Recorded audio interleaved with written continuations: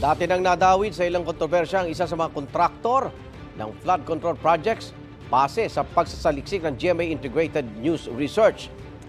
Ilang kilalang personalidad naman ang iniuugnay sa iba pang kontraktor at kabilang si Senate President Chis Escudero na pumalag sa anyay malisyosong pagdawit sa kanya.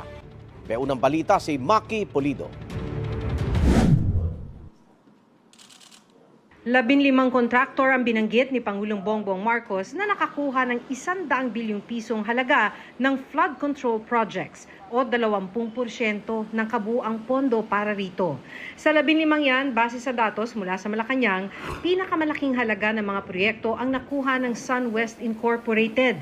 Para yan sa 78 flood control projects na nagkakahalaga ng mahigit 10 bilyong piso. Base sa pagsasaliksik ng GMA Integrated News Research, dati nang naugnay sa ilang kontrobersya ang SunWest Incorporated. 2012 nang sitahin ng COA ang isa sa kanilang mga proyekto. Lumabas kasi na bitin ng higit 2,000 square meters ang lapad ng kalsadang kanilang ginawa, kontra sa nireport nitong accomplishment sa DPWH. Napuna rin sila noon ng Senado. Bakit daw isang construction company ang supplier ng PSDBM para sa Protective Personnel Equipment o PPE noong 2020 at 2021 sa kasagsagan ng pandemya? SunWest Construction and Development Corporation o SCDC pa ang pangalan nila noong mga panahong yon. Lumabas din ang pangalan ng SCDC bilang supplier ng umano'y overpriced at outdated na laptop sa DepEd sa 2022 audit ng COA sa PSDBM. Dating incorporator ng SunWest pero nag-divest na umano si Ako Bicol Party List Representative Elizalde Co. Sinusubukan pa namin kunin ang kanyang pahayag. Mahigit 9 na bilyong piso naman ang nakuha ng Legacy Construction Corporation para sa 132 projects. Pinakamarami ito sa listahan. Pinuntahan namin sa Pasig City ang nakuha naming office address nito pero sinabi ng security guard na lumipat na ang Legacy bago mag-COVID pandemic noong 2020. Mahigit 7 bilyong piso naman ang nakuhang proyekto ng Alpha and Omega General Contractor and Development Corporation. Pareho ang office address ng Alpha and Omega sa St. Timothy Construction Corporation na na-awarda naman ng mahigit 7 bilyong pisong flood control project. Pero sa labas ng office address ng dalawa, St. Gerard Construction ang nakalagay na pangalan. Sa pinakahuling general information sheet ng Alpha and Omega, si Sara Diskaya ang nakalagay na presidente. Nito lang nagdaang eleksyon, nakalaban siya ni Pasig City Mayor Vico Soto sa pagkaalkalde ng lungsod. Nang makapanayam noon ng GMA Integrated News ang asawa ni Sara na si Pacifico Diskaya, sinabi niyang dati silang shareholder ng St. Timothy pero nag-divest na raw sila rito. Nangupahan rin daw dati sa kanilang building ang St. Timothy pero umalis na ito. Ang St. Timothy ang nag-pull out na venture partner ng Miro Systems para sa 2025 automated elections. Sinusubukan pa naming hingin ang kanilang mga pahayag. Halos 8 bilyong piso naman ang na-award sa EGB Construction Corporation. Git ng kumpanya, quadruple A status ang kanilang construction company dahil may integridad ang kanilang kumpanya. Maayos po ang aming trabaho, tumutupad po kami sa lahat ng plans and specification. Nasa listahan din ng Center Waste Construction and Development Inc. na nakakuha ng mahigit 5 bilyong pisong halaga ng flood control projects.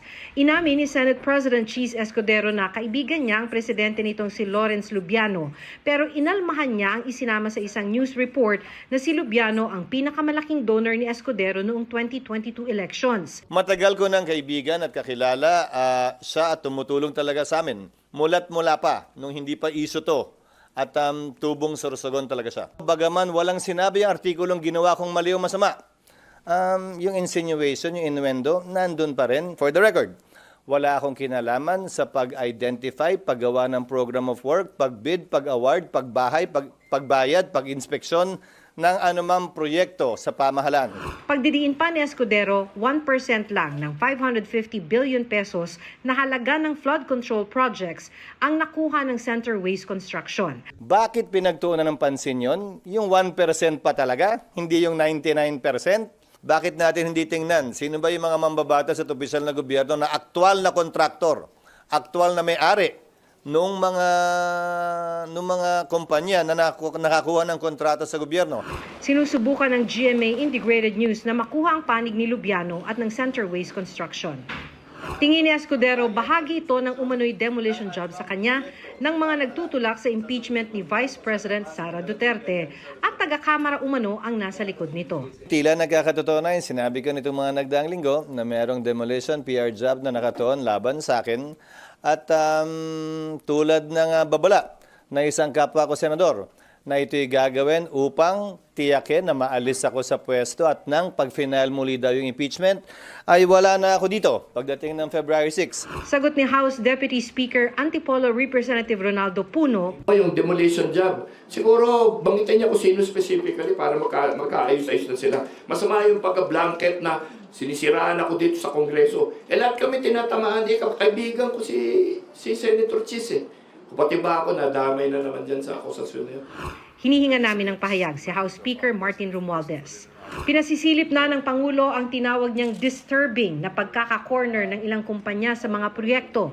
Ang DPWH-NCR kumpiyansa raw na walang sabit ang kanilang flood control projects. Malaki yung improvement kasi although nagbaha sa ibang areas, mabilis yung pagbaba niya. May mga areas din naman po na dating binabaha na ngayon hindi na. Ayon kay Roland Simbula ng Center for People Empowerment in Governance o CENPEG, paborito anyang gatasan ang mga flood control project. Mahirap kasing i-monitor ito kasi precisely because they are not so visible. We can only test their effectiveness and efficiency or what is deficient about them when the flood is already there. Bagaman walang inihahalimbawa kabilang anya sa ginagawa ng iba ang pagbibigay ng campaign fund. They invest in politicians, tapos yung politicians are expected to provide them with the contracts that they want to corner.